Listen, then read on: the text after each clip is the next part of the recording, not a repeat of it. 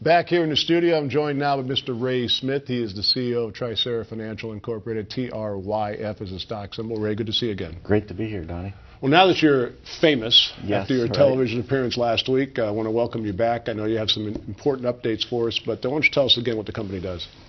Trycera Financial, we help people with their financial services. We provide prepaid debit cards. We help people build their credit by reporting alternative or non-traditional credit, such as your rent, apartment rent, cell phone, your insurance payments, the payments that are made on a monthly basis but never get reported to the Bureau. And we've patented this process to take this data off of a prepaid debit card, put it in a scorable format, and allow lenders to utilize that data when considering people for a loan. You know, that's so amazing that you've been able to accomplish this, because up until now, that kind of information from people who are trying to get back on their feet credit-wise was not available to the credit reporting agencies, and therefore they didn't have the opportunity to use that as proof of how they've changed their lives. That's right. The law has been on the books. It's the Reg B from the Equal Credit Opportunity Act, which states that all payments must be considered when people come in for a loan. But there's been no process, and that law has been coined the shoebox theory, because people come in with a shoebox full of receipts. The lenders are to utilize that data. So that's the problem in this country right now. People can't access credit. People have been laid off. Foreclosures are at the highest. Repossessions. People have bad credit. The banks aren't lending now because of the economical crisis.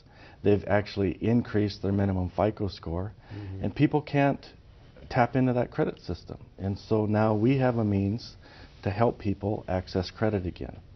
Now, I understand that you have some really great news having to do with some funding. Tell us about that. I do. We've been, a startup company, a development company, and with every company, the major component is money. And we have been able to secure $2.5 million in funding for our company, and it's going to be utilized for working capital and for marketing and execution of the agreements that we have on the books today.